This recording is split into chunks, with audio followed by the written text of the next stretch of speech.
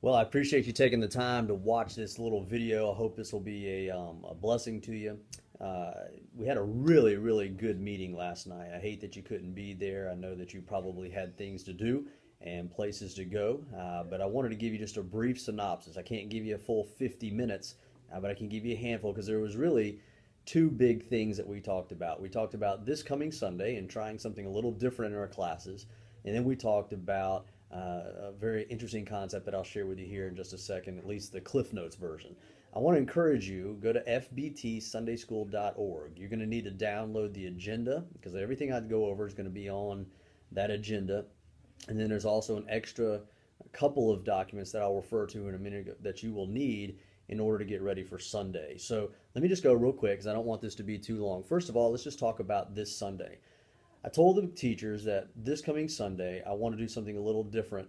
And it's not a permanent change. This is just for a week or so. But what I want us to do is really summarized in one word. And that one word is relax. All right. I just want us to breathe a little bit on Sunday morning. I have a feeling that a lot of times we come to Sunday school, and when we get here, what tends to happen is it's like a 100-yard dash from 9 o'clock to 10:10. And I want when people come, I want Sunday school to be a positive and uplifting experience. I think that's what we all want. I want it to be sort of an oasis from the week. So I want us to relax a little bit, sort of change the structure for a week or two, just to hopefully breathe some life back into the Sunday school. So the first thing, if you'll take a copy of your agenda, on that agenda, I have some notes about this coming Sunday. In fact, that's the only thing that's on there. You'll see that we're going to try just to do something a little different in atmosphere. So just reading through it real quick. One, I want you to really work hard and take a conscious effort to enhance the Sunday morning fellowship atmosphere. This would be the atmosphere before you actually start anything about 9:10.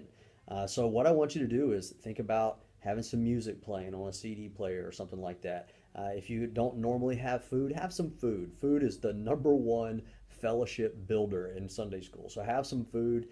Make sure that you, as a Sunday school teacher, that you're moving around.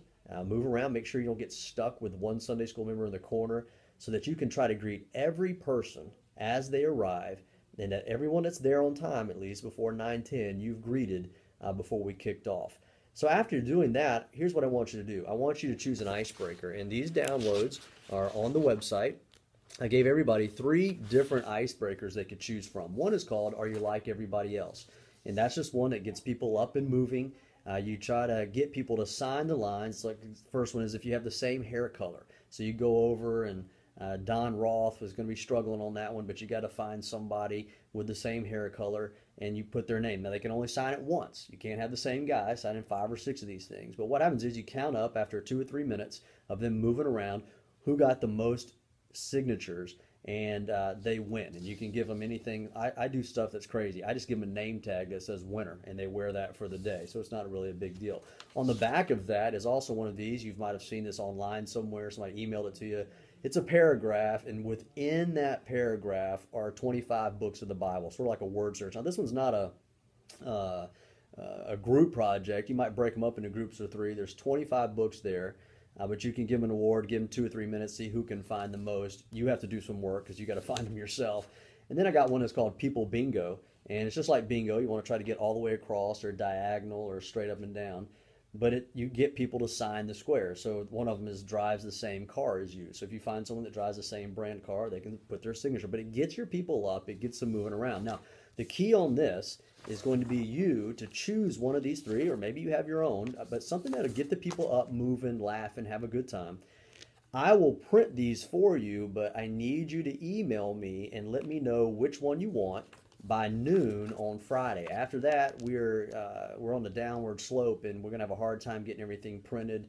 If you email me on Saturday or Sunday morning, I can't do it. But if you'll say, Jeff, I want to do the Are You Like Anybody Else? If you email that to me, Mindy or myself will run copies. We'll have them with your packets. They'll be ready for you first thing Sunday morning. So enhance the fellowship, and then at 9:10 when you start, have an icebreaker. And then I want you just to quickly promote Palm Sunday and Easter. You do not have to spend a lot of time on that because Pastor is going to spend a lot of time on that when he gets to the service. Just remind him, and here's the big thing I want you to remind him, is that on Easter Sunday, we do not have Sunday school. You need to remind them of that so that they don't show up at 9 o'clock in your class. There's one other little promotional item there you can mention that's on the handout. And of course, if you have any class info, parties, etc., you can do that. I want you to teach your lesson. I want you to teach the best lesson you can for 30 to 35 minutes. I really want you to work hard this week to try to incorporate 2 to 3 different teaching methods that will enhance participation in the class, whether it's group work, brainstorms, whatever. Try to do your very best on that. And then at the end, instead of breaking up for care groups, just this couple of weeks here, I want you to take the blue cards. I want you to read the prayer requests. And then once you read the prayer requests, you can lead the class in prayer. But I just want to slow down a little bit. You relax. There's not as many elements as usually on a Sunday morning. There's some fun stuff. I just want us to have a good time. All right. So the only thing you really need to do on that is not only follow that schedule, but please email me which icebreaker you want if you want to use one of those 3. The other thing that I spent a lot of time on was a handout that you can download on the Sunday School website that's called 2 Focus Options. This is a great concept. If you've ever read 7 Habits of Highly Effective People by Dr. Stephen Covey, this is something that I discovered probably in the mid-90s, and it did more for me personally.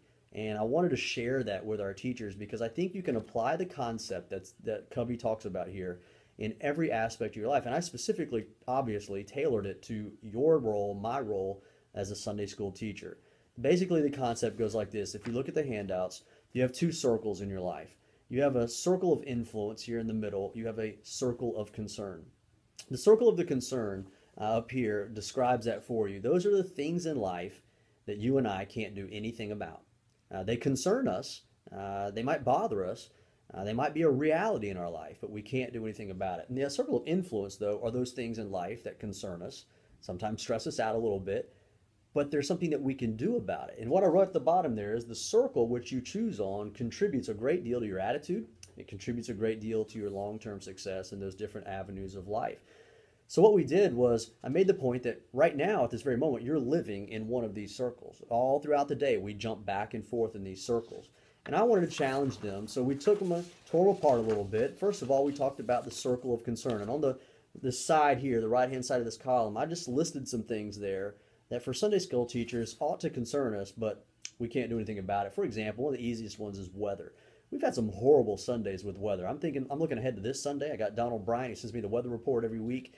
We got a 90% chance of rain Sunday. I hate that as an education director. I wake up on Sunday mornings and I pray that the Lord will not let it rain till at least 9:30. But you know what happens? I can stress out about that. I can let that cause me a bad attitude. The reason I get stressed, the reason I have a bad attitude is no matter what I do, I can't do anything about the weather. I can't do anything. So why worry about that? There's nothing I can do. There's a lot of trends. You can't control the attitudes of people in your class. Can't do it. You might have a bonehead in there that gives you a hard time. You can't fix that. You're not going to, don't worry about it.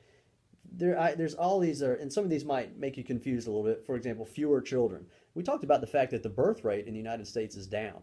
It's down in Florence County. We've done the research. Well, you know what that means is over a period of years, that means a children's ministry, a preschool ministry that's going to run less because there's less kids.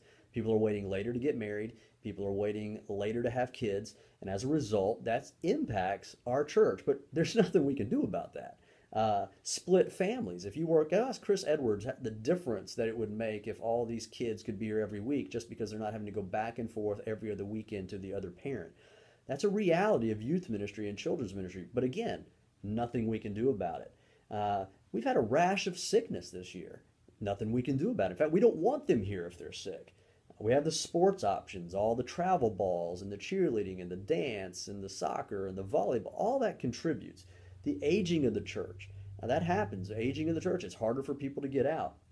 Optional church. What I mean by that is in our culture, church has become an option. It used to be nothing competed with church. Now there's hundreds of things to compete with the church. So when people wake up on Sunday mornings, a lot of times they're choosing what they want to do and their attitude toward church is an option. So those are things that are realities. There's nothing that's false about that. Those are truly realities. But here's the deal. If I focus on these things right here, the fact that I can't do anything about it is going to make me absolutely miserable. Probably the people that you know that complain a lot, that criticize a lot, that are sort of Debbie Downers a lot, they're focusing, the reason they're like that is they're focusing on things that there's nothing they can do about it. And I put there at the bottom, anytime you think your problem is in the circle of concern, you're going to be frustrated, you're going to be discouraged. And then the last one, we talked about the circle of influence. And those are the things that should concern us, that we can do something about. So I have on there quality teaching. You know what? If your lesson stinks on Sunday, that's a you problem. If your ministry in your class is not good, that's a you problem. And the reason, that's not putting you down, but my point is you're in control of the quality of teaching that goes on in that class. That's all on your shoulders. Your people don't come ready to teach. Quality discipleship. You're in charge of the class atmosphere on Sunday mornings. If it's a bad atmosphere, that's something you can work on. That's something that we can address. So I was challenging the people to really think about, let's focus on the things that we can influence, and not these other things that are just going to bring us down and be a discouragement. At the bottom of this page, I said a focus on the things we control produces creativity, it produces positive attitudes, and it provides a sense that all things are possible. It gives us hope in our situation because we're addressing the things that we're in control about. And at the bottom there, I challenged them. I said, what is one thing that you can do that's in that circle of influence between now and Sunday morning, and that you can make a difference? Now, the last thing I did was I took some notes and I just challenged them out of that concept. And here's the thing I want to remind you of. Sometimes as a Sunday school teacher, it's easy for you and I to get discouraged. We've had these classes for a while. Sometimes we get frustrated with them. I've talked to teachers before that thought, I've lost the ability to connect with people. I just don't have a heart for this, or whatever it may be. I want to remind you of one simple principle as we sign off. It's this: God doesn't ask us to be successful. He doesn't ask us to be successful, but He does ask us to be faithful. There's a lot of people, missionary history, there's a lot of people in the Bible, especially in the Old Testament, that's worked and served the Lord fervently, but had little fruit.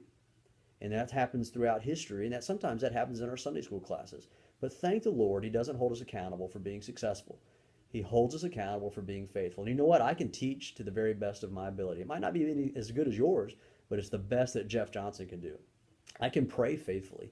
I can visit and contact my people faithfully. I can attend weekly the services and meetings and all that kind of stuff. And I challenge them coming out of that circle of concern or circle of influence discussion, that if there's one thing that's in your circle of influence and in mine, it's our personal level of faithfulness. And I challenge them, do everything that you can do to be faithful in serving God, and then allow God to do only what He can do. I appreciate you taking the time. Don't forget to email me and let me know what you want to use if it's not afternoon on Friday.